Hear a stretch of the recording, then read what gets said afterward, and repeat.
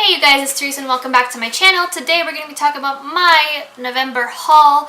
Now 10 out of 10, majority of these books are going to be read by December, so if you are wondering about my possible thoughts on these books, just wait until the end of December and you'll get them. So yeah.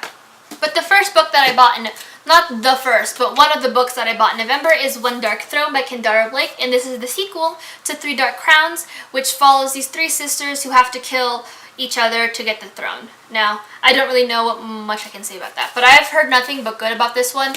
Like, I heard from my friend that where the first one was really slow and kind of dry at times, the second one really picks up, twists it on its head, which, as you know, given my love for Sarah J. Maas books and Cassie Clare books and I guess now Kendara Blake books, I really like it when a series takes the second book, like the plot of the series, takes the second book and twists everything you know about the series on its head in the second book.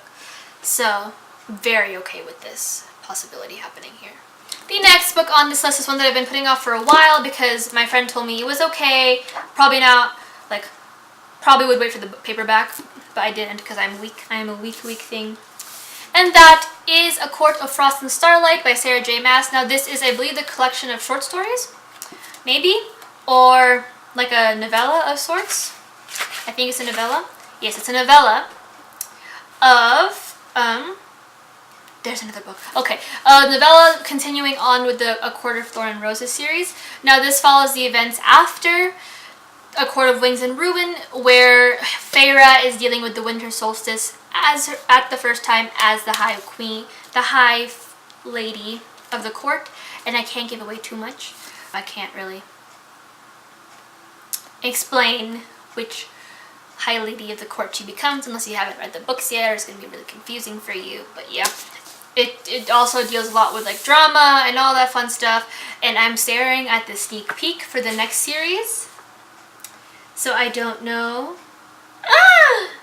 She's continuing on with the series, so I don't have to say goodbye to these characters just yet.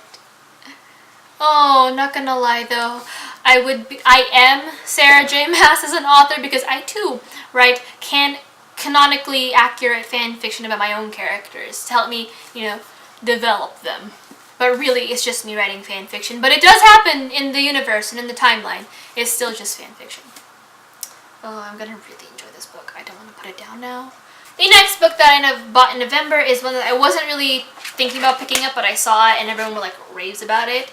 So why not? And that is Norse Gods or Norse Mythology by Neil Gaiman. Now this is, as the title states, it's Norse mythology, all retold by Neil Gaiman. And I mean, it's just like, you can't really say no to Norse gods because I flip, like there's Thor.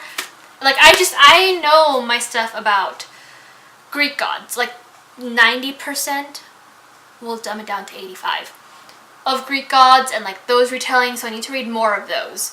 But, like, I've never read a lot about Norse mythology, so I'm really excited to get into this soon and read all about Thor and Frigga and Freya and Loki. I don't know why I forgot his name. Hopefully my friend doesn't watch this video and see that I forgot Loki's name because she will choke me from the screen. It's fine. But yeah, so excited to pick this up soon. The next book, surprise, surprise, if you've watched my wrap-up, is another installment of a favorite series of mine, and that is Empire of Storms by Sarah J. Maas. Now this is the 5th book to the series, and they're just getting significantly thicker. Which, I mean, isn't a bad thing, but at the same time, like, I barely made it to finish, what is it, Queen of Shadows in 4 days? Yes, 4 days. So, we're probably not gonna put this off until the last minute. But this is, like I said, the 5th book to the series, and it follows Selena Sardothian as she is thrown into this world after being captured in Dovir to battle for the King's Champion, and through this battle, she ends up kind of getting thrown on its head, and I can't really tell you much about the books after that, because if I do, I will spoil everything, because like I said, the second book takes the plot and flips it on its head, and then tosses it in a grinder, and then flips it on its head again. So yeah, but I'm excited to pick this up this month. The last book did just come out, so I was a very horrible person and decided not to binge read the books like I told myself I was going to. But this is fine. It just means that I now have enough space in the world to binge read all the books and cry, because definitely Queen of Shadows made me cry. But we're just going to put this down before I start reading it, because I should be reading a different book. The next book that I got is probably something I won't read until... No, I'm going to read it this month.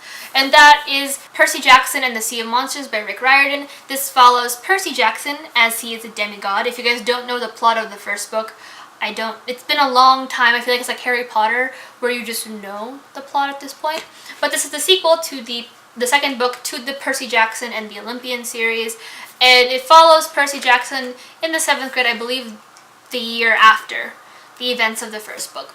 Now, this is going to be like a half reread, half already read, because I did read the second book way back when, but I haven't had a chance to pick up the third book, so we're now just starting from the beginning and going off from there. And the last book that I bought is another release of 2018, I believe, and that is Ink Mistress by Audrey Coulthurst. Now, this is a prequel series to A Fire and Stars, set in the same universe, I believe several decades before, but this follows, it's gay. So that's all you really need to know. But it follows these two girls, one of which is a demigod, and the other one, yes, is a demigod who can write things out, or like predict the future, write out the future in her blood. And then there's a king who kind of kills everyone, and then revenge plot, and love, and gay, and magic. And that's all you really need to know. Now, I just heard that A Fire and Stars has a sequel, and the cover already got released, so very exciting times. But focus, Therese. I'm excited to read this book. I've heard mixed things on this one, which is why I'm like kind of hesitant to pick it up, just because people said that it was missing something, as most of like prequels tend to do, but it does kind of flesh out the world of where these characters take place. So I'm excited to read it.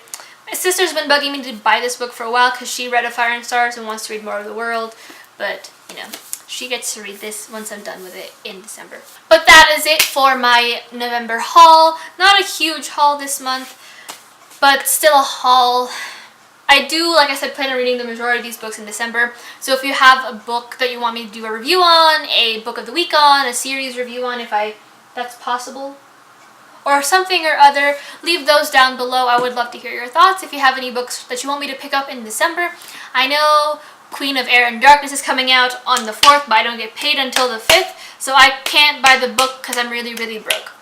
So that's going to be on the list to pick up if you guys think that I forgot about that one, because I did not. But like I said, anything that you want me to read or do reviews on, leave them down below. I love taking suggestions. Like if you like these videos, and subscribe. I upload every Saturday and Wednesday, unless something happens, but so far nothing's happened. And yeah, and until Saturday, I'll talk to you guys in the comments. Bye.